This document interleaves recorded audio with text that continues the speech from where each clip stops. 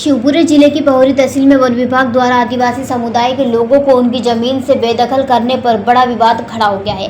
पहोरी विधायक कैलाश कुशवाहा ने आज प्रभावित ग्रामीणों के साथ कलेक्टर को ज्ञापन दिया है। उन्होंने बरखाड़ी, धरखेड़ा, गोबनिया, भीमपुर, भेसदा, घटाई, बमहारी और करही केरऊ सहित कई गांवों का दौरा किया और बताया है कि ग्रामीण लोग पिछले 25 सालों से अधिक समय से इन जमीनों पर रहकर और खेती कर अपनी आजीविका चला रहे हैं।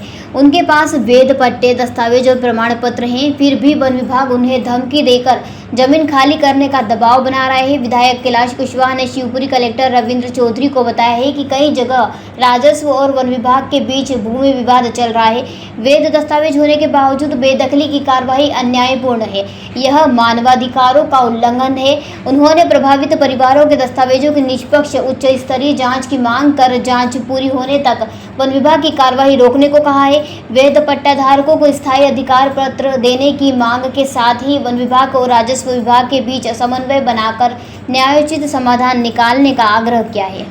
तो फिर बहुत लड़ाई करी है पट्टी के पट्टी पट्टी का क्या नहीं पट्टी की भी तो कह रहे हमारी दब है, हमारी दब है जाए तो फिर तुम क्यों रुक रहे हैं?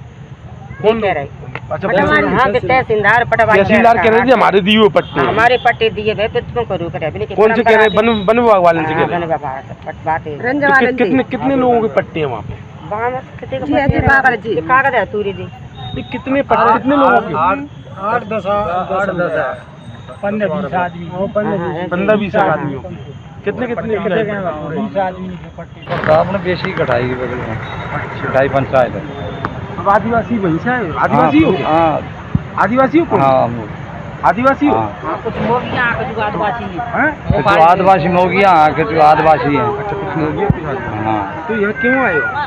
बाबू जी आपके पास ही आए हम तुम की अब कचू जी हमारी किस लिए आए हो? क्या शिकायत करनी है? कलेक्टर साहब का आए थे साहब। क्या क्या ये धरना मिटा रहे हैं, जेसीबी ला रहे हैं, रेंज वाले प्रयासन कर रहे हैं, हम बजा रहे हैं। अब बच्ची बच्चन को लेकर कहाँ जाएं?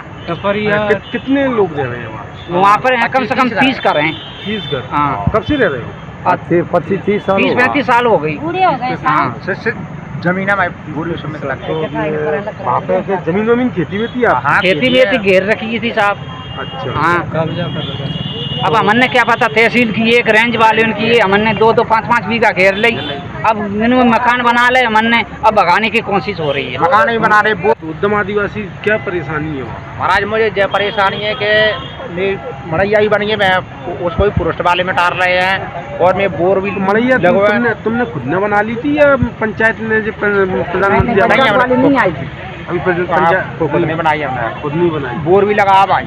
अच्छा। हाँ हमारा बहुत सालन कर रहे हैं। तो कब आई थी वो आपके फॉरेस्ट वाले? एक बार तो पहले भी मटर गए 13 साल पर साल और फिर भी अभी आ रहे हैं, फिर भी मटाने नाकेदार और रेंजर भी हमारे पास बता रहे तुम जैसे 28 साल में। हाँ साहब, आज आप ये कुछ ग्रामीणों के साथ यहाँ पे आए हुए हो, तो क्या पूरा मामला है और यहाँ कलेक्टेड आने की क्या आवश्यकता है? क्या हुआ काफ़ी दिनों से हमारे करही केरू, बमारी, भैंसोदा, चर्चवेल्ट के सभी हमारे गरीब आदिवासी भाई और किसान भाइयों को पट्टे मिले हैं 2080 से 2005 के बीच में। तो कहीं ना कहीं फॉरेस्ट के अधिकारी उन्हें काफ़ी दिनों से 10 से 15-20 दिन पहले से परेशान कर रहे हैं कि जगह खाली करो, ये फॉरेस्ट की जगह है। फिर हमने रेवेन्यू अधिकारियों से भी बात करी, तहसीलदार साहब से, तो इनका रेवेन्यू विभाग और फॉरेस्ट विभाग का भी काफ़ी आपस में विवाद चल रहा है। वो कहते हैं हमारी है, वो कहते हैं हमारी है। फिर कलेक्टर साहब से बात करी तो कलेक्टर साहब ने आश्वासन दिया है कि जिन पर पट्टे हैं 80 से 2005 के बीच, उनकी जगह खाली नहीं कराई जाएंगी और जिनके पक्के मकान बने हैं जगह में, वो मकान भी नहीं तोड़े जाएंगे, इनको गरीबों को बेघर नहीं किया जाएगा। और जिन पे बिल्कुल कुटीरें नहीं हैं उनको कुटीरों भी दी जाएंगे, कुटीर के लिए जगह नहीं है जगह भी दी जाएगी। कलेक्टर साहब ने सब तरह से आश्वासन दिया है और हमने आज सब आए कलेक्टर साहब से मांग की है। अब देखते हैं, वैसे कलेक्टर साहब से हमें उम्मीद है कि हमारे गरीब आदिवासी भाइयों गरीब किसानों की जो भी उनका जो खेती कर रहे हैं जो रह रहे हैं उनकी जगह यथावत बनी रहे, यही उम्मीद करते हैं। विधायक साहब, जैसे अभी आपने बताया और ग्रामीणों से भी बातचीत हमारी हुई थी, वो करीब 30 साल से 35 साल से वहाँ पर निवास कर रहे हैं, वहाँ पर काबिज हैं। तो अचानक से वन विभाग को ऐसी क्या याद आ गई कि ज़मीन उनकी है और 30 साल बाद 35 साल बाद वो इन्हें इसको खाली करवाने पहुँच गए हैं?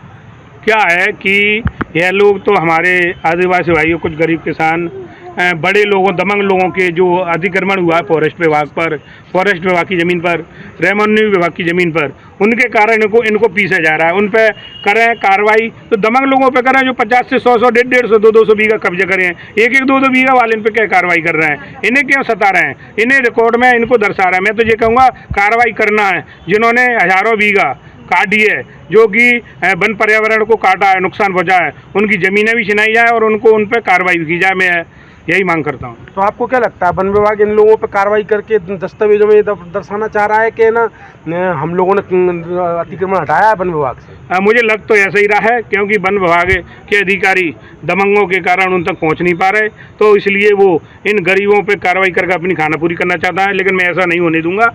मैं गलत लोगों पे और जिन्होंने हज़ारों बीघा, 100 बीघा से ज़्यादा ज़मीनें जोती हैं, फॉरेस्ट विभाग को काट कर खेती कर रहे हैं, उन पर कार्रवाई कराऊंगा। और मैं कलेक्टर साहब से, एसपी साहब से और एसडीओ साहब से और जितने भी अधिकारी हैं उनसे यही कहना चाह रहा हूँ आपके द्वारा कि कार्रवाई करें तो बड़े दमंग लोगों पर जिन्होंने हज़ारों बीघा काट कर अपने पेड़ काट कर फॉरेस्ट विभाग की ज़मीन पर कब्जा किया है, उन पर कार्रवाई करें, गरीबों को न सताएं। शिवपुरी से कुलदीप गुप्ता की ये रिपोर्ट। जयराम जी, किशन काका, राम राम भाई, राम राम। क्या दोनों भाई बैठ के क्या हिसाब लगा रहे हो? ऊटी लहसुन के भाव आ गए क्या? अरे नहीं रे दादा, ये अपना रमेश नया मकान बनाने के लिए लोन ले रहा है। हिसाब किया तो पता चला कि लोन का पैसा तो ईंट और रेती में ही पूरा हो जाएगा। और अभी तो सीमेंट लानी है, सलिया लाना है और तो ठेकेदार को भी पैसे देने हैं। मेरे तो कुछ समझ में ही नहीं आ रहा कि कैसे बनेगा मेरा नया मकान।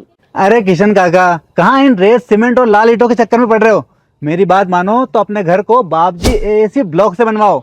इसमें ना सीमेंट और रेत की जरूरत होती है, ना ही तराई करने की झंझट। और लाल ईंटों के मुकाबले आपका मकान काफी तेजी से बनकर तैयार हो जाएगा। इससे आपके पैसे तो बचेंगे ही, साथ ही मजबूती ऐसी कि सालों साल देखने की जरूरत नहीं। और इससे आप अपना मकान ही नहीं, कुएं और खेत की बाउंड्री वॉल भी बनवा सकते हो, जिससे रोजड़ों की समस्या भी खत्म हो जाएगी। वाह भाई, ये तो कमाल की चीज है। फिर तो मैं अपना घर बाबजी ब्लॉक से ही बनवाऊंगा और मैं अपने खेत की बाउंड्री वाल। ज्यादा जानकारी के लिए स्क्रीन पर दिए गए नंबर पर अभी कॉल करें। बाबजी एएसी ब्लॉक्स, स्टील से मजबूती।